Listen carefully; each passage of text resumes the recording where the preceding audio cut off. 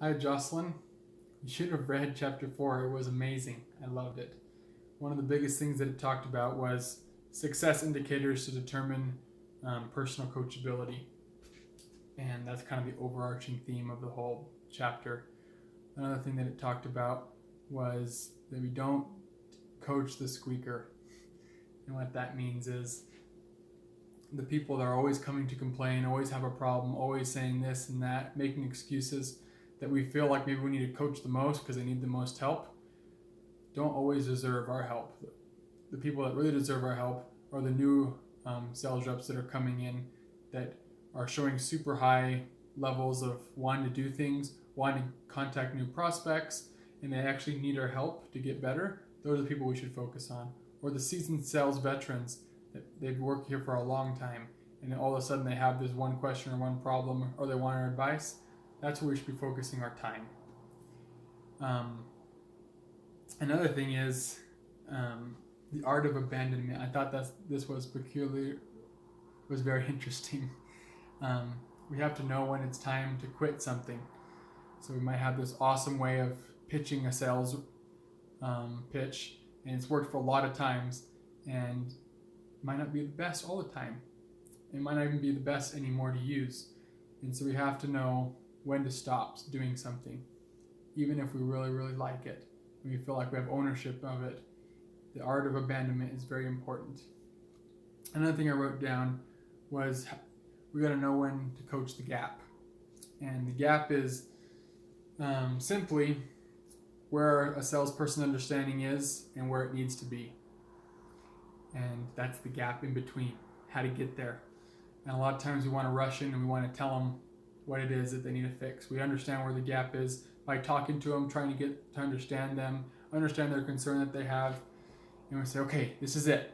But the best way to do so, to coach the gap, is to help them understand for themselves where they're going wrong or what they're missing. And when they find their own gap that they're struggling with, then that we can both, me as the coach or manager and the sales rep, can work together to figure out a solution that he can feel ownership in. Another main point was how can we decide when we need to train someone and when we need to coach someone. Sometimes we feel like they're the same thing. But training someone deals with maybe there's a new sales rep and he needs to make a bunch of cold calls, but he doesn't know how to do that at all. Well, that would be training someone. You need to train them on the basics of cold calls, how to open conversations, how to close conversations, how to get to know the person in a comfortable way.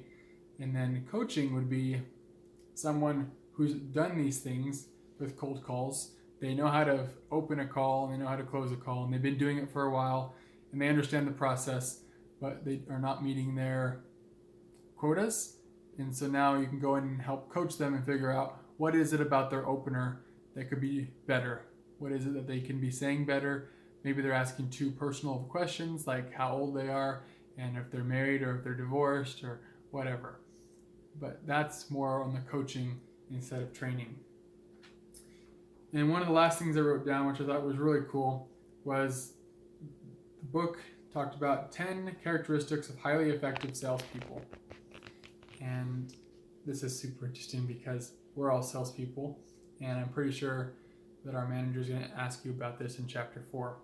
The two main points that I thought were really interesting were that we need to be consistently learning if we're going to be a top salesperson.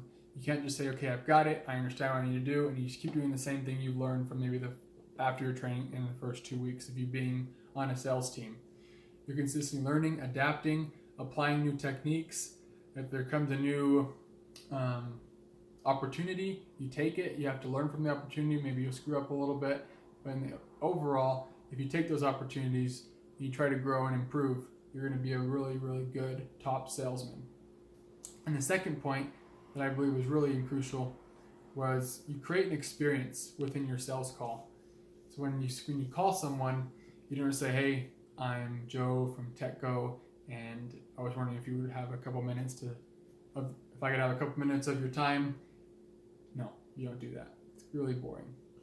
What you do is you create the experience So you let them know that you've researched them and you know that they might be struggling with this. Other companies in their industry have shown the same struggles with this year, and we believe that this product that we have can benefit them in this way, and we can get it to them for a good price.